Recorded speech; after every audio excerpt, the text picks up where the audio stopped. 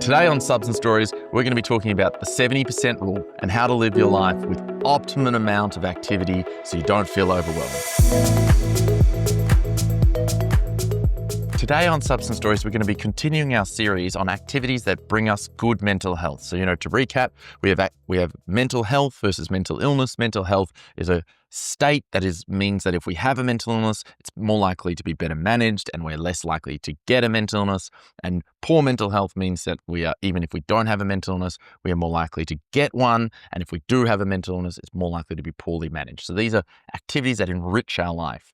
And this is my 70% rule. So there's an old phrase and it goes, if you fill your cup to the brim, it spills over. And the meaning of this is that we need functional reserve in our life. So functional reserve is a little space that we give our mind, our soul, our body for when things go wrong. Life is always throwing slings and arrows at us. And if we don't have any space, it puts us over the edge. We all have a window of emotional tolerance that we can cope, and anything over that, we get out of control, emotionally speaking. And if we are constantly operating at 100%, we can't cope with anything. So when I talk about this, I always think of about a year ago now, I was driving my daughter home from swim class, and I noticed her swim teacher had gotten in a minor car accident. She'd pranged the car in front of her, and the guy was giving my daughter's poor swim teacher a real serve. He was yelling at her, really getting in her face. And I thought, when I was driving, I thought, what a dickhead. Why is he giving this girl a serve? And then I thought, he's probably just operating at 100%. He probably needs to be somewhere else and somewhere else and somewhere else. And one minor prang in his life puts him absolutely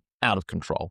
If he built in functional reserve into his life, I'm sure he'd be the sort of man that he wants to be. And that is someone that can be kindly to a poor person that's back-ended you. And this is how I try to live my life. If I get in a prang on the way to work, that's okay. I can rearrange things. I try to look at my life the entire time and de-stress it. If I'm looking and I've got maybe 2 dinner dates that week, I'd say, no, I can't do that. That's going to stress me out too much with my work and my study. I'm going to cancel one. If I'm looking at a weekend, I've got too many activities, I'm going to cancel one. I'm going to make sure that I can manage it all in case something goes wrong. And I think the alternative to this is that we don't, and we go to neither. How many times have you had, several events on a day, so your response to it is you're not going to go to any of them? We need a bit of space in our life so we can think. So how do we do this? I think it's about being pre-planning. It's about looking ahead and saying, does looking at this calendar make me anxious? And if it does, let's downregulate it. Obviously, we can go too much in the opposite direction. We can have too much empty space. And what happens when we have empty space? We are much more likely to relapse. We are much more likely to have poor mental health. So having an optimal amount of purpose, an optimal amount of sort of activity in our life is really, really key. And I call it my 70% rule.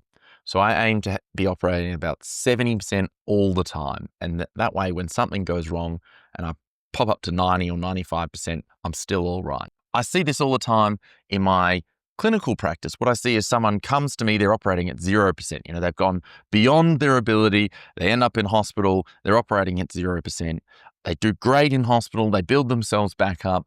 And when they leave hospital, they go straight back to 100% because that's what the world wants us to do. And this is why I'm really encouraging us that we don't just operate at 100% until we operate at 0 and then 100% until we operate at 0 again. We need to give ourselves that functional reserve. We need to be operating at 70%. I hope you all take this on board. I hope you live by my 70% rule. Thank you so much for listening.